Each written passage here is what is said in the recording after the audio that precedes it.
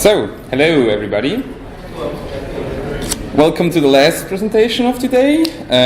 Topic is Drupal Multilingual Best Practices. My name is Michael, or people call me Schnitzel as well. I work at the Mesi Labs in Zurich and Austin. But first, something a bit different.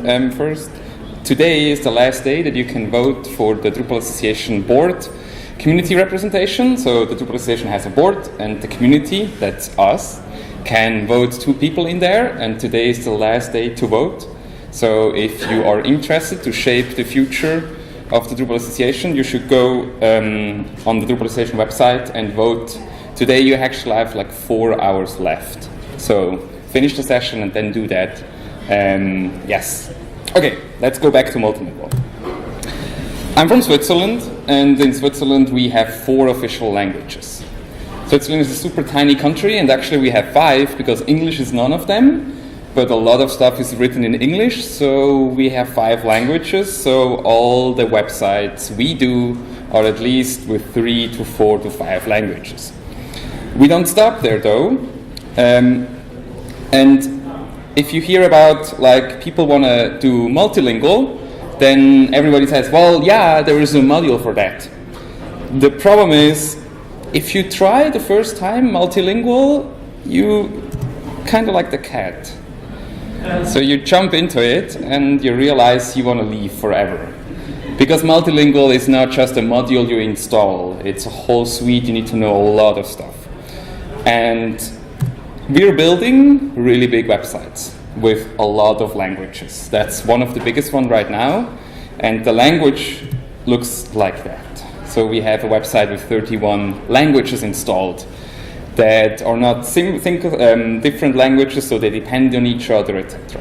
So we do a lot of multilingual, and during that time we tried out a lot of different modules, we tried out a lot of different concepts, and what I want to do over the next 45 minutes is to give you the best practices that we found that currently exist for Drupal 7, mostly multilingual, but I'm also going to go into Multilingual 8 because that's what the future is about. The first question in the beginning right now, we want to translate content, and core Drupal 7 provides content translation. But there's this new thing, there is the thing entity translation called, so nobody really knows what both are about. So they are not the same. You can achieve the similar things, but they don't really like each other. So you should choose from the beginning if you want to go with content translation or if you want to go with entity translation. I suggest to use entity translation. Why? First, you can do things with entity translation that are not possible with content translation. That said, we'll see them later on, but that's just a fact. Second, entity translation will be in Drupal 8. So whatever site you start to build right now, if you build it with entity translation, it will be much easier to first migrate that thing to Drupal 8, and second, you already learned the concepts for Drupal 8. So when you actually will build sites from scratch in Drupal 8, it will be the same concepts as you know them from 7 already. So besides of all the other Drupal 8 changes, you can already learn in 7 what there will be in 8. That's super great. Entity translation uses field translation, something that is actually supported by Drupal 7 core. We'll see how it works later, but not a lot of people know that. But it basically means that you can define the translatability by field. And the really big change of concept is you have one single node for all languages. So let's look at that. First, how do we enable it? In that case, I have enabled content translation and entity translation together. And when you edit the content type, you see here in the multilingual support, you have a lot of different radio buttons, and 2 of them enabled with translation means you're going to use content translation. And if you say enable with field translation, it means entity translation. Super confusing, sorry, it's Drupal. But that's the different thing. So that's where you define. So you can define per content type. You can enable content translation or entity translation. But as said, I suggest entity. So let's look at an actual node. How does it look? We have our node 1 that has language en, it has title welcome, and we have a body that is filled with body. Then we also have an image that references to an image, and it has a TNID 1. That means the translation for that, the translation node ID is 1 itself. Now we create another node that has language DE. It has willkommen as title. The body is filled with Körper, that's German for body. The field has the same reference because the field is not translated, it's maybe a picture of a cat. And the TNID references to the node 1. So you have two different nodes where one node references to the other. That's content translation, that's Drupal 7 core, that's the old way. With entity translation, it works different. We also have only one node. It has a language assignment, and that language is the initial language. It is a bit confusing because the node itself is multilingual, but that's how it is. We have a title that is welcome, but here in the body, now we see the field translation coming in. We have an image, and you see here that the body, in the content translation, it's both UND, and that means undefined.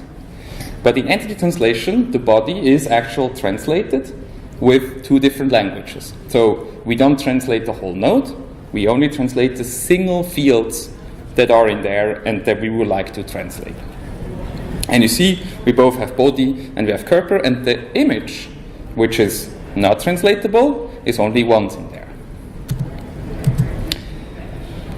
So we look at that, and it's all super cool, and think, okay, let's gonna work with that. And then you translate your node, and you're gonna look at it, and what do you believe? What is the first thing the client will tell you when you visit that node 1 in German?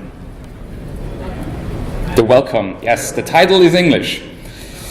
We have to go a bit in history of Drupal 7. During the development of Drupal 7, there was an issue that said convert node title to field, because title is not a field in Drupal 7. It was committed, everybody was happy because all the multilingual people said, yay, we can translate fields, we can translate titles, fields, we can translate anyway, all perfect. 2 months later, there was another issue that said revert node title as fields, and it got reverted. So Drupal 7, unfortunately, titles are only or untranslatable, you cannot translate them. The reasons are different. There are a lot of different reasons. It has to do with performance, it had to do with developer experience, but unfortunately 7 shipped without translatable title. But of course, there's a title module. Why not? We just do the whole thing in Contrib. So it's a module that you can download, and it basically replaces the title with a title field. The title is still in there, it's just completely ignored, it is filled, sometimes not, but the title field module basically handles you the loading of the right language, so at the end it's not that bad, it's just another country module that we have to install. So the first thing, if you want to use entity translation, use title module. So let's say we can translate the title, and let's now go deeper into that. So we have the body that is translatable, and the image has UND, undefined, so it's not translatable. So somehow we have to be able to translate that, or we have to define which of the fields are translatable and not. And that happens on the field edit screen. We see two things there. First, you can enable field translation. Again, it's not called entity translation, but it's the same-ish. So we enable the translation for that field. One really important thing, these settings apply to the text field everywhere it is used. So if you use the field on another content type, it's automatically also translatable. So you have to think about which fields do you use on which different content types, because whenever you change that, it will be changed for all content types. Really important to not forget that from the beginning. So that opens the question, okay, what do I actually make translatable? Do I just make all my fields translatable? Or do I only make specific fields translatable? And that's one really important question when you start to site build, to think about that. Because changing it on a later stage works, but it's not that easy. So study and think about what you want to do. Overall, the rule of thumb is everything that contains text you most probably want to translate. And I'm saying text that is entered by the editor during creating that node or that entity. Other things, we have to see. It depends. And we maybe have to understand what languages are actually used for in Drupal. First, of course, it's an actual translation. I have a blue shirt, and I have a in German and in English, and I want to have it two different titles, fully logical that I enable the translation of the title. But sometimes languages are not only used for translation, it's showed for different information, or also called to localize that. So I can say, okay, I have a product that is maybe different in the US and in Europe, and I have two different translations of that. And maybe I have a location field where I can buy that product, and I do not actually, and I enable that location field to be translatable because I save the location in Europe and I save the location in the US. So I'm using a system that is not meant for that, but that's perfectly fine. So I enable the locate field to be translatable. Or I have maybe a language per department, and I enable that to be translatable so different departments can select different selections, or I have maybe different locations. It's an endless list. But it's important to know languages are not only used to actually translate things, it's also to save different information for different things. Let's start with the obvious first one, entity reference. Do I translate, or do I make an entity reference field translatable? By 99.9%, no. Because your reference entity is translated again. And as only one exists with entity translation, you only need to point one to it. And I'm also saying, please start to use the entity reference field. There are other fields, like the user reference field. There is the node reference field. They are not supported anymore with Drupal 8. Actually, entity reference went into Drupal 8 in core. So if you use Drupal 7, please use entity reference because it has the broadest support for all other modules. And it's also the module that will be supported within Drupal 8. But let's look at that. So I have my node. It has my body and the curper, and I have a field that is called field day. So I reference a day content type, and I say that's node 98. I have node 98, and I reference that, and in there, it's again translated in Monday and Montag. So I do not enable the translatability of field day, because if I would do that, what would happen is I have the INDE for the body, and I have an INDE for the English. Now let's imagine I go in and I edit the English node, and I say that is target 99, goes to Monday. Now I translate that, and my German translator thinks, no, it's not Monday, it's Tuesday. So he changes the translation, only the translation. So the field day, the target ID, he points to node 100. And suddenly, I have a system where both translations point to different nodes. So EN points to node 99, DE points to node 100, and the information are different. But it's only the translation that should be different. If I visit the node 1, I should see Monday in English. If I visit it on German, it should be Montag. So it's really important to think about that in the beginning, because whenever you end up in that situation, it will be super confusing what to actually point to and stuff. So that's for entity reference fields. And we will go now through the different fields that exist and think about, okay, should we make them translatable or not? Because that's super important. Image fields. Basically, no. Because an image is an image. Unless you need different images. Again, maybe you have different locations that have different pictures, maybe, or your image contains text. Obviously, you want to translate that text. Maybe you shouldn't create images with text, but I don't know, if you do a meme site, maybe you have a lot of text. So you probably want to translate that single image to actually upload multiple images that have different text on. But regularly, like usually, we never enable translatability of image fields because you want to point to the picture of your blue shirt, and the blue shirt looks different in English and in German. So And sometimes also then the pictures get updated. The blue shirt has a whatever, now a different, or you have a new background color, and you only upload it once. If you already have it translated, you have to remember that you have to go through each of the translations and change it. So we're basically back at content translation where we exactly had to do that. File fields, basically the same. You most probably don't need to translate that. It's the same as images, unless the file has text in it. So if you upload a PDF that has text in, you probably want to upload a German PDF on the German side and an English PDF on the English side. So with the files, it gets interesting what actually the file is about. So it depends on, so you need to know what the editors will upload, what kind of files they will upload, and do you need to translate that or not.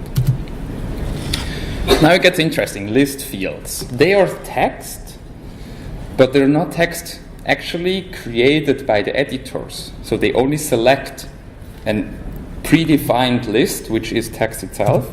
So most of the time you don't need to translate that at all, because unless you want to have different choices per language. But if you say my t-shirt and you select a color list and say blue, it's also blue in English. You just want to translate that blue itself, but you don't want to say in English it's red and in German it's blue. Yes? So, just so I'm clear on that, so what you're saying is, the way to do it this way is, if on my German site I didn't sell blue t-shirts, yes, then that's where the logic of translation would get a little messy. Yes. But there is a way to say I do not sell t-shirts. So then you maybe you would just not translate that t-shirt in German. Got it. And it wouldn't show. But let's say you have a select that allows you to select multiple colors. Like I sell green, blue, and red shirts in the US, but I only sell green shirts in Europe. Yes, then you need to translate it because you need to select different things. So there is actually a module that allows you to translate the choices. So if I only say I want to translate blue, the thing that is shown in the drop-down itself, there's the module IATN field translations, which allows me to only translate what the actual choice is. And in the database in Drupal, it will still be saved, the original English version, even in the German node. It will be saved as English, but when you load it, the IATN field translation comes in and translates everything. And so if the German translator changes it from blue to red, it will be changed in all the languages. And that's most probably what you want to do. Taxonomy fields, you probably guessed it, no. Again, it's like the entity reference, because the term is translated again. Let's say your blue is a term and not a list, and you point to that, you can translate the title of the taxonomy term again. So you just point it once and that's it. Okay, we only talked about nodes. And there are other entities in our Drupal environment, and they get a bit scary. But they're not so scary, we'll see. Files. It's a bit a strange thing in Drupal 7, so files itself are entities, but they're not a full-fledged entity in Drupal 7, which means you cannot add fields to them. But they have an alt information and they have a title information somehow. There's a really great module called File Entity module, which basically makes files a full-fledged entity and allows you to field a file itself. And if you enable that, the alt and the title texts, which are usually not fields, are converted into fields, and because they are fields, we can translate them. So I can go in the file entity, I can enable that, I can say, okay, I want to make the title and the alt, which contains, like in my blue t-shirt example, the picture has a text that says maybe blue t-shirt in front of Chicago. And I translate that from English to German. The file itself, so the actual picture, is not translatable. Again, because the picture is most probably the same. Sorry, Beamer has some issues a bit, so I wait. Come back. Yes, thank you. Next one, taxonomy entity translation. Taxonomies are real entities in Drupal 7, so I can field them. The problem is there are two modules currently widely used that allow translation of taxonomies. Because before we had entity translation, there was IATN taxonomy, which allows you to translate taxonomy terms. But now with entity translation, and as taxonomy terms are entities, I can translate them a different way. And we saw in experience, it's the easiest if you use entity translation. Why? Well, we already use the same concept for nodes, for files, so we also use them from taxonomy terms. It's just easier because your backend developers, they will get used to using the entity translation stuff, and so why should you use another module? And also, it allows you fallbacks. We're going to look at that a bit later. So you can actually have fallbacks with entity translation, and that does not exist in IATN taxonomy. Now let's say you have already an existing Drupal 7 site and you used content translation. And the maintainers of entity translation thought about that. Because we said, okay, we brought in some new system, and as it is a pretty crazy change between content translation and entity translation, we want to support that move from content to entity translation. There's one really important thing. You need to follow the right order, because if you're going to do that, things going to break. So there is a module called Entity Translation Upgrade. And the process is like that. The first thing you do, you make a backup. The second, you make a backup again.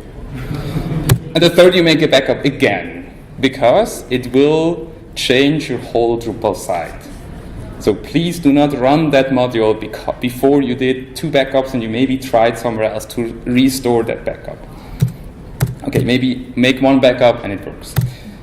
Then make the fields you would like to be translatable. You set them to be translatable. So you have content translation enabled, and you can already go in and make the field translatable. It works. You don't need to set the content type to be entity translation to make the field translatable. After that, you replace the title field with replace the title with the title field module. Again, that works already before you actually have entity translation enabled.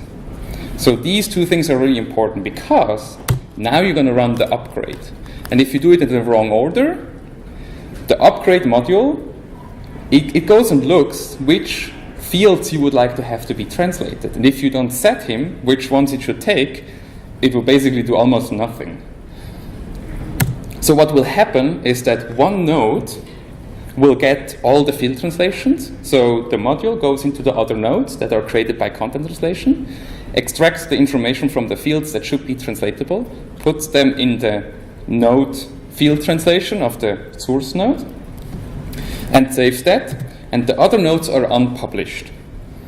So the content is still there in case you need it, but there's no real way back. There is no back port of that. If you run that button, it will do the translation, it will be saved and done. So again, step 1, make a backup. And don't blame me if you didn't do. So that's entity translation upgrade. And it works pretty well.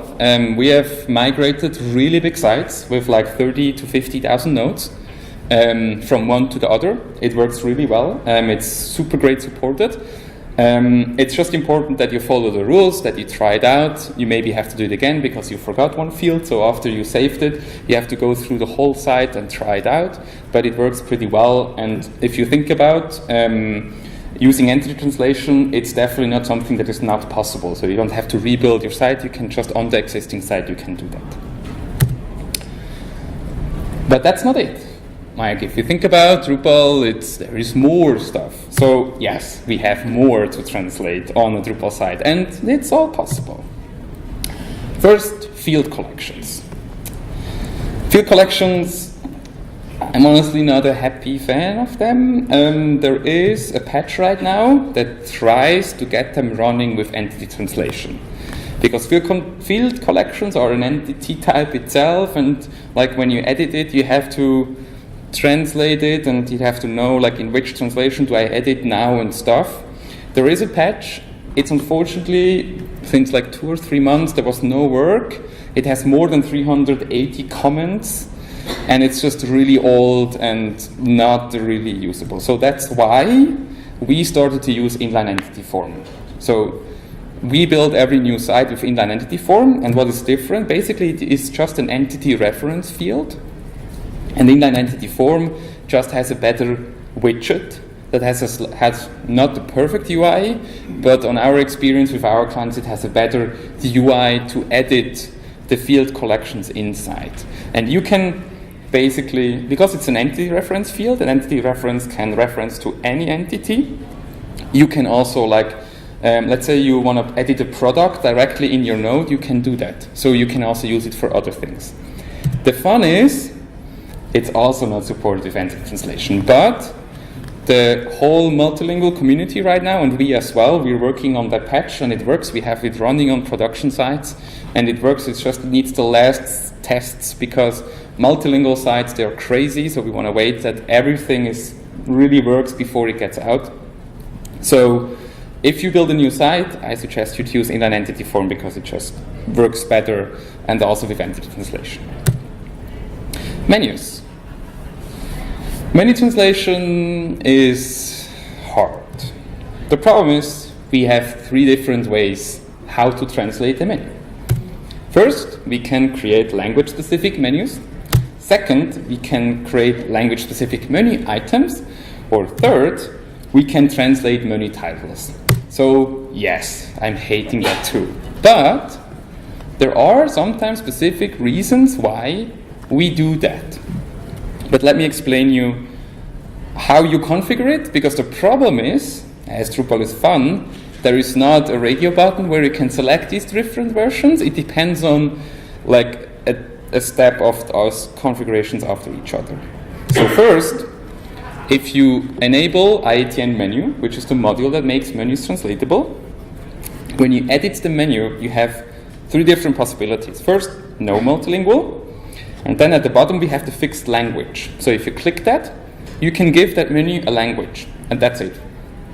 So basically, you create multiple menus for different languages, which is sometimes good, which is sometimes bad. Some of our clients, they want to have completely different menus, because maybe the Spanish site has only 10% of all the content of the English site. So, but they want to have a different menu that not like every single click they click on either shows you a 4 of 4 or an English page. But other clients say, no, we want to translate everything. So then we should maybe either choose B or C. And B or C is the translate and localize. So that's the first decision you have to do. Do I want to fix the language of my menu, or do I want to translate and localize it? And then to choose between B and C, it depends on a single menu item, which language you give it. So on each menu item, you then have a language drop-down. And you can either say, I give it a specific language, that is English or German or whatever languages I have enabled. That means that menu item will only be shown when I visit the page in English. It will show me all English ones. If I show my Germans, it shows me all the German ones. But sometimes, and in our case most of the times, I want to only translate the menu title. It's like a field. It's like a picture. The link is the same. I just want to change on top, I want to change the title. And if you set it to language neutral, you then can translate the menu title itself. And that's the third way to do it. So all your menu items are the same in all the menus, and you just, let's say you have home in English, and you just translate the home string to Startseite in German, and that's all you do, but your menu is exactly the same. So again here, it's pretty hard to decide which one is the right, and sometimes you have to change. There is no upgrade path between them. You basically just have to change a lot of things, but it's important from the beginning on to think about, okay, what I want to do and how should my menu translate. And then all the time we have to ask our clients, like, okay, what do you want to do? How should the menu look like? So it's a lot of information architecture questions. Views. Do you remember that at the beginning, when I showed you how an entity translation looked like, it still had a language code? So the problem is, if you use that, you're going to have issues. So In the old days, with content translation, I just said, filter criteria in my view is content language, current user's language. The problem is, because I only have one node, and it unfortunately has a language code information, but even though I have like 10 translations of my node, the language code on the node will still contain English if English would have been the first language I've added. So if I do that, it will never show me the node in German, because it's English, and that filters for that. Of course, there's a solution. So if you create a view, you first create a relationship to your translations. So that's the first step. And on the second step, on the filter criteria, you now filter for the translations of that node in the current user's language. And that's where, with the example before, you can also filter there for the published state of the translation, because each of the translations has a published state. So you can have your English node published, but you can unpublish your German translation of that English node, and with that relationship you would filter for it. So if you don't sell blue t-shirts, you never create a translation of it, the view would not find that and would not show it to you. And that's one of the hardest one, because you have to know a lot of interior about how Drupal works. In Drupal 8, we made it completely different. It's much easier now, but in 7, that's how you have to do it. And so if you're going to go from content translation to entity translation, you unfortunately have to update all your views. If you filter by language, which most of the case you probably want to do if you have a multilingual website. Another interesting thing that a lot of people ask me is translate to English. The problem here, Drupal ships with English. It's perfect, it's okay, it works. But now the customer comes and says, instead of login, I would like to call it sign in. So you go and say, oh, of course I can do that, and you want to translate the English, and then you don't find your English. It's not there. Because the problem is that the original English language is used for all the T functions in Drupal. And because we have only one English and that is used, you cannot translate it. So the easy fix to it, you create a second English language, you disable the original English, and now, if you want to change it, you basically just translate from the original language, which is disabled but still internally active, and you can just translate in that second English. Yes, it's a bit ridiculous, but unfortunately that's the only way to do it. So that's how it looks. So I take the original English with the language code EN, which is here in red, and I change the name. I change the name to Drupal English and Drupal English, so I know that's the other English. And then I create a second language on the second level. I have to use another code for it, the language code. I cannot change the original EN. That's just baked into Drupal 7. So I chose ANUS, but you can choose whatever you like. And I give that the English. And you can see that actually the first one, the Drupal English, I could not even delete it. It's not possible to delete the original English language in Drupal 7. So if I would like to change the English that is provided by T functions, I have to create a second English. But it works perfectly, so there's no issue at all. The thing is, though, that not everything in Drupal is a T function, but there are also IATN strings. Like if you want to translate your menu, that's an IATN string. If you translate views, that's an IATN string. And there you can define the original language. So whatever that the users or the site builders are entering content, you can define in which language that should happen. And in the multilingual setting, so if you enable IATN and all the modules, you have a configuration that is called strings, and in there you can define the source language. And I suggest to set that also to Drupal English, because then it works exactly for all the strings. So whenever you want to change an English, you can just translate it from the original language to the second English, and it works. Next one, Webforms. Two different possibilities. Either I just create multiple Webforms per language, because I maybe need different components, I need different questions in the English and German, whatever I need there. That's one way. The problem is if you have 31 languages, you create 31 Webforms, and if you want to change one thing, you have to change it in all of them. That's not so fun. So I create one web form for all languages, and there is a good module that is called Webform Localization that basically just allows me to translate the web form components as fields in the translation system. So Webform is not fields, I don't leverage any field systems, but with Webform Localization I can translate it as any other things, and that works actually pretty good. But if I need a different web forms, because different questions by language, I have to start to add different web forms for different languages. Search API is what we use for any kind of Search API stuff. The problem is that the Search API itself does not know about entity translation, so it will actually only index you the original language once, and you will search for German stuff, and it will never show you. There's a module for that, and actually works pretty well. That's called Search API ET. It has nothing to do with the Hollywood thing. It's entity translation. So it just tells Search API that there is multiple translations, and it will just index a translated node, will index it per translation, it will be indexed multiple times.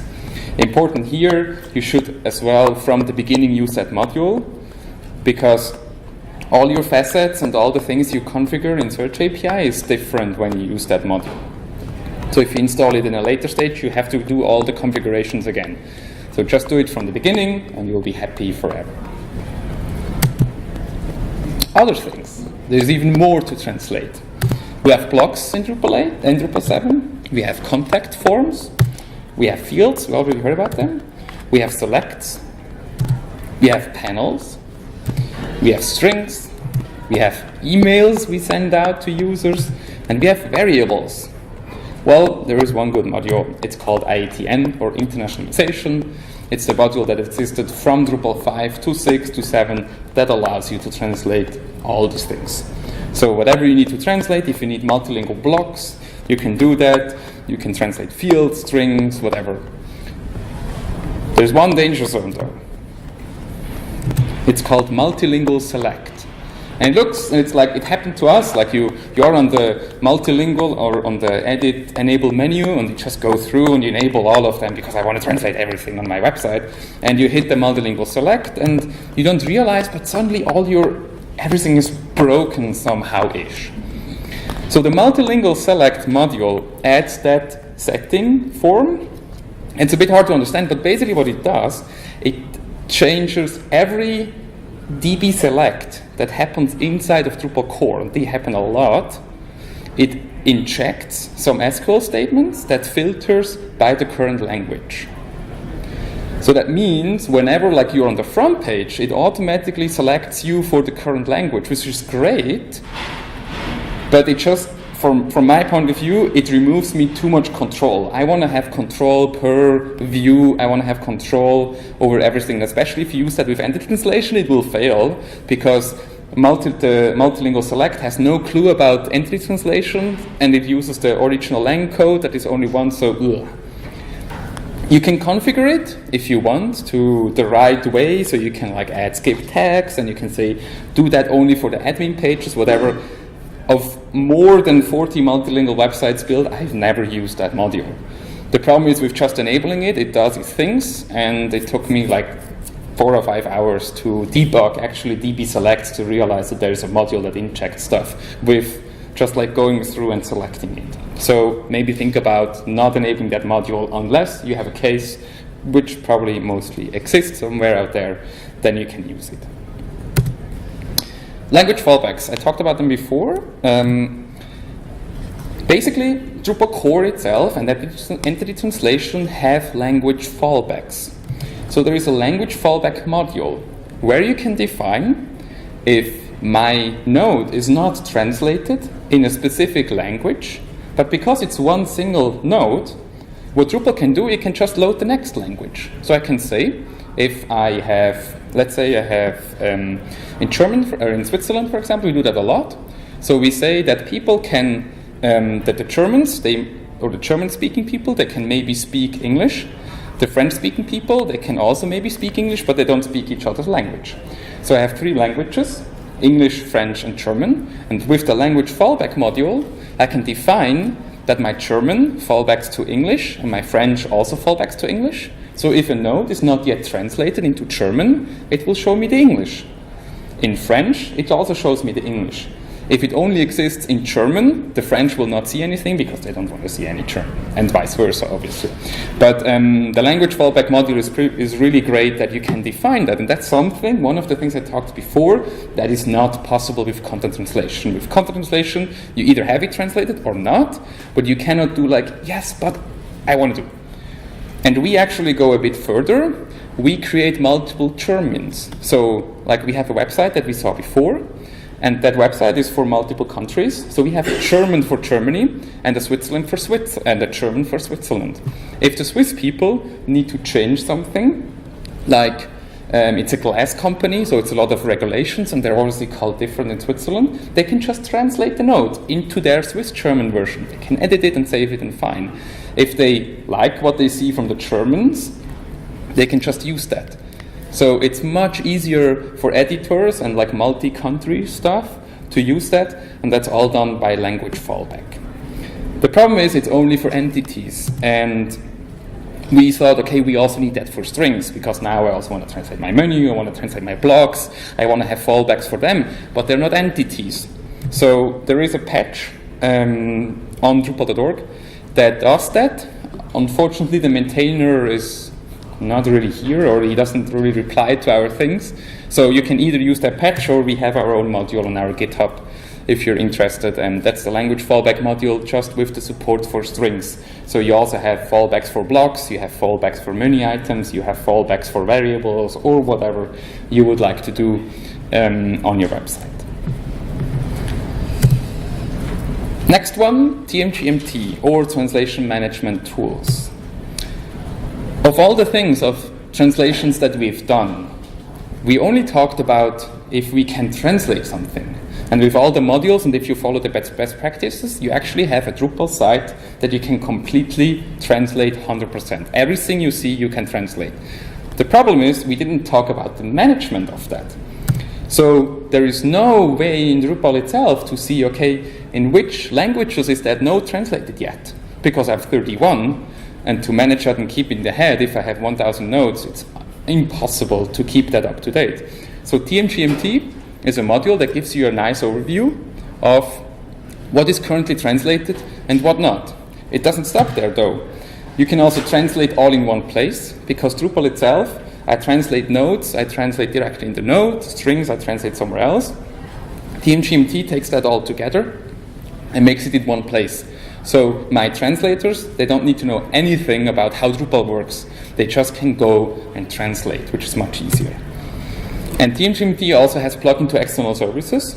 So if you like to translate with an external provider, in TMGMT you can generate XLIF files, which is a standardized XML file structure to handling translations.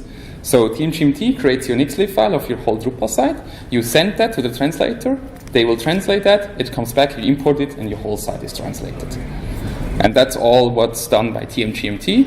It started like 3 years ago by different companies in Europe that said, okay, we not only need a translatable Drupal, we also need management of translations.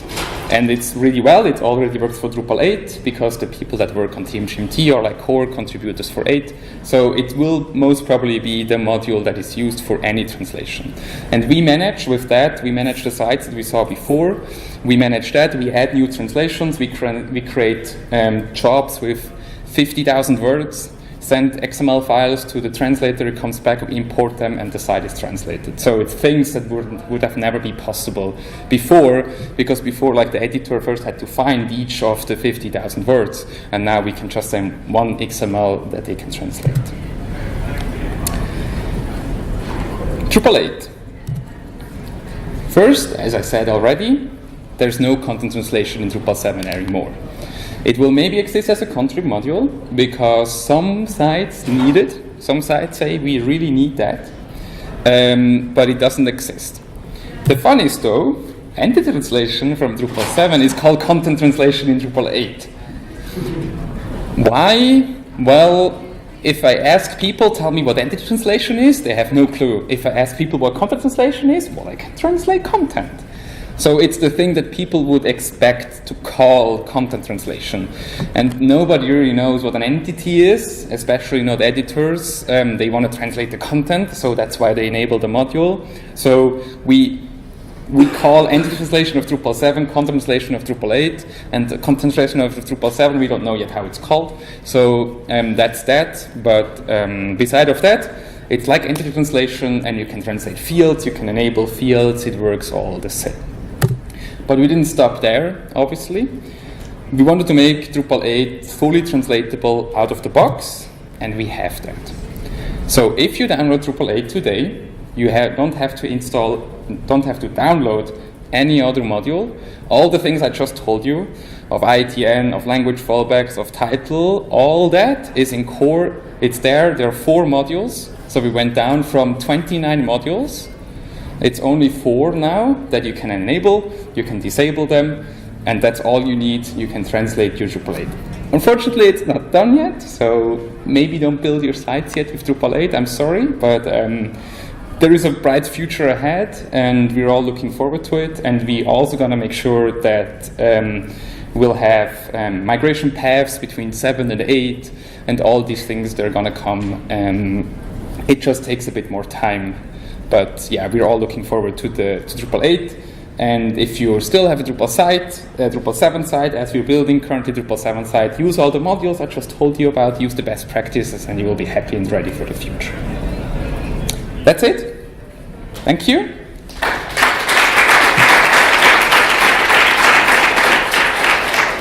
We actually have more than 10 minutes for questions, so if you have any questions about multilingual, yes. On the question of user experience for URLs, do you find it to be a better experience not to translate the URL and just translate the menu title? Yes and no. The problem is SEO people will hate you for not translating it. So you should probably translate it, yes. What is really great, entity translation module handles you that. So whenever you translate the German node, and there is a URL alias, and you change it, it will be created only for German, and the English one will not be touched. So you basically have per translation in the nodes, you have your own URL alias. If you use like Path Auto or so, it will also work in that way. So in our experience, it's not, like for all the content, it's not a big problem.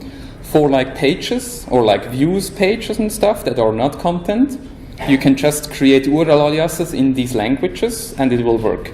So we translate everything. Of course, not in the beginning, it's mostly the last step we do, but most overall it works, and we didn't have any really big issues with that.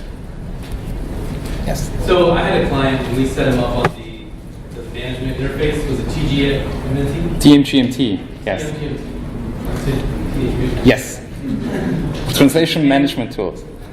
By going through the spider web of like configuration options, I wound up turning on something where they could translate a node's menu on the node edit page. Yes.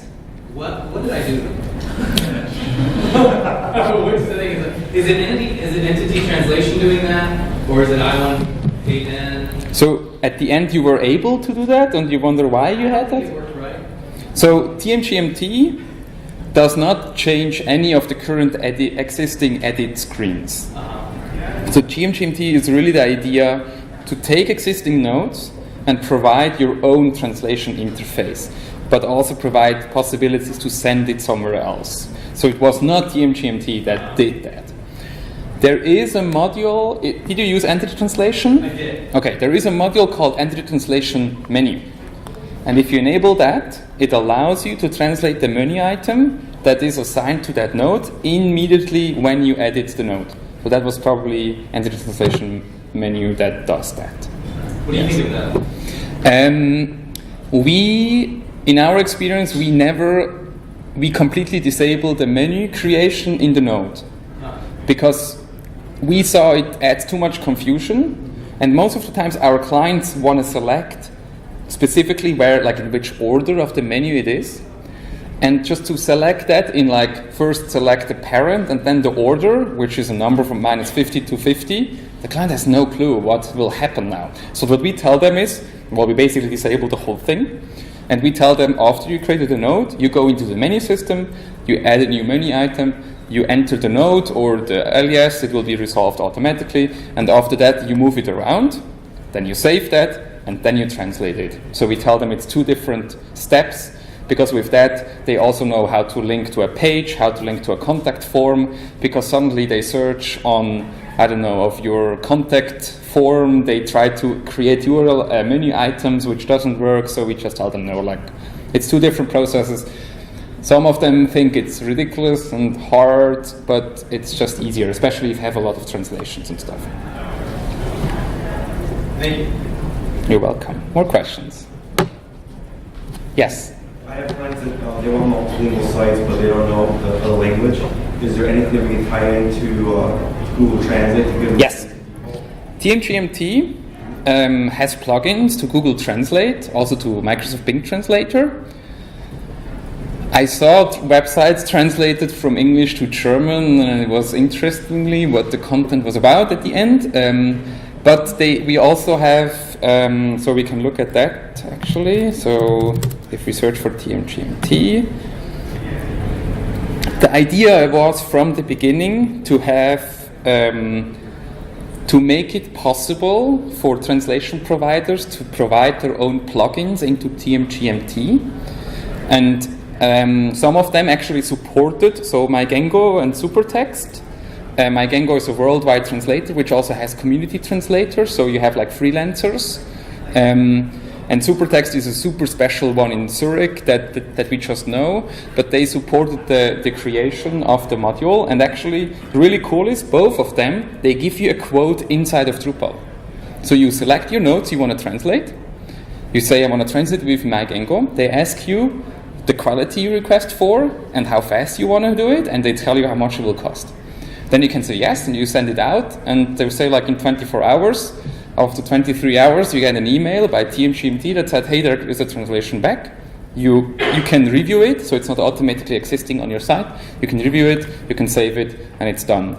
And I think that we have 1 hour translation. That's another provider that came through, and there's more providers adding to the whole system, because yes, we have a lot of clients that don't have any translation capabilities. But there is also Microsoft and Google, but it's a machine translation, so don't expect great translations.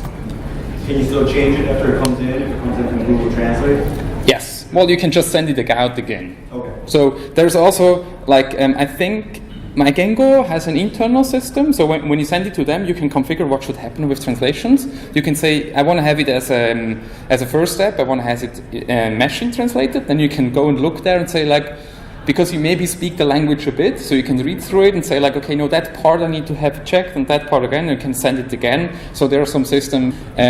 We also saw sites that, there's one site, I think it was Amnesty International or so, they had like 23 languages, and they want to have it translated really fast.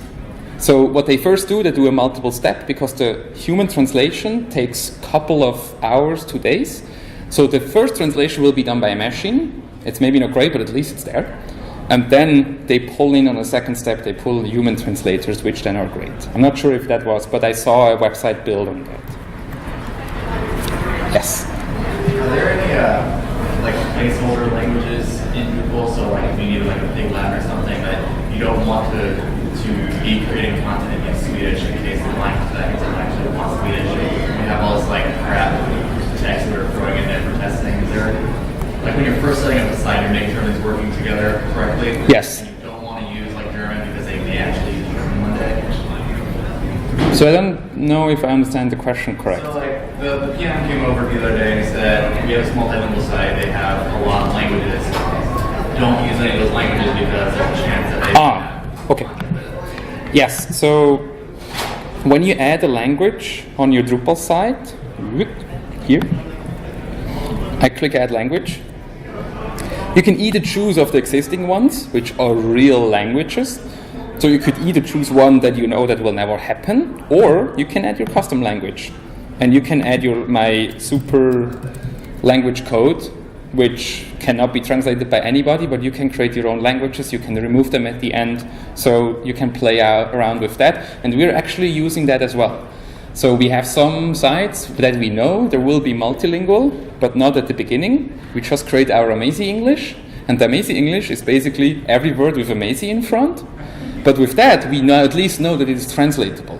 Because when you configure your site, when you site build your site, it's easier to fix the issues that you have, rather than in half a year, you have to suddenly make it translatable now, and you don't know which modules you used. So if we know a site will be multilingual, we do it from the beginning, and it can maybe be, it is Amazing in front of everything, but at least we know it is translatable. And then when we go live, we just disable the language, obviously. But just like for the setup, it's easy, and that's what you can do with the custom languages. Yeah, because one time we had a language or a site that was in English, but it was going to be multilingual one day.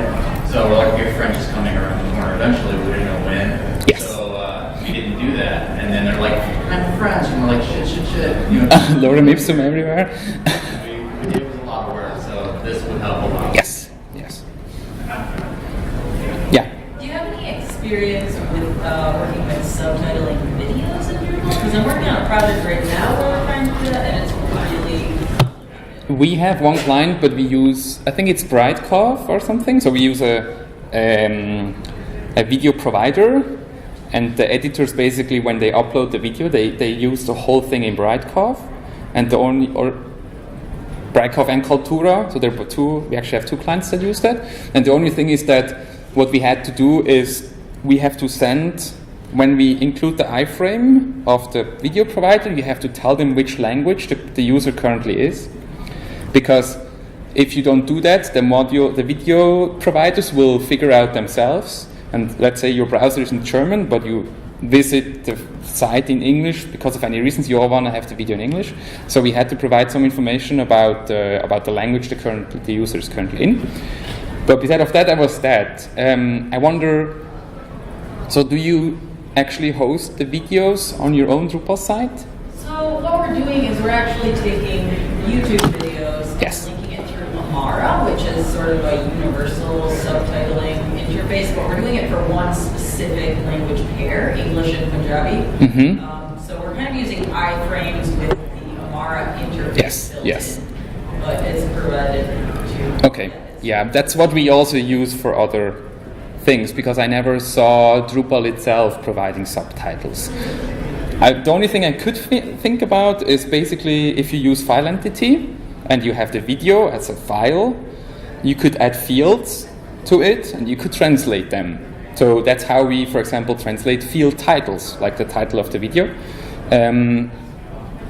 Could work with that, but I never saw it specifically with subtitles. Good question? Choosing the language the user's going to see, like how to localize, talk about that. For example, geocoding versus the user selection. Okay. So you mean that detection and selection? Yes, so that's provided by Drupal core, and you can tell Drupal how it should figure out which language to show per default. So you have different possibilities. You can either say via the URL. So each of the languages, they have a language prefix. So I can say German, and I can say path prefix for the language code, and that will then be used for that URL. So if I put in the A in front, it will not work right now because it's not enabled. But if I enable the URL and save that, I can now go to the A, and there's no translation of the A, but it would try to load the translation now. There is a session that you can change it and it will be saved. There is also a user language. So in my admin, in my user edit, I have a language selector that I can select which language I normally like. And there is the browser language as well. So we have it usually with URL first, because after you know the URL, it's pretty much clear that he wants that. And then the second, the browser, because if you don't know it, then it will track the browser language and show the different languages. And then at the end, you just have the default, which is the site English. And interestingly, you have that for user interface and you have that for content. So you theoretically could have different languages for the menu and stuff and your content. But I'm it's hard to do the whole thing because you just have two languages at the same time on the site. So yeah, we never use that with clients. No. So what we do here, we just use the detected interface language for the content, and on top here we actually use that. But that works pretty well and it's cool. Yeah, that is used on every page.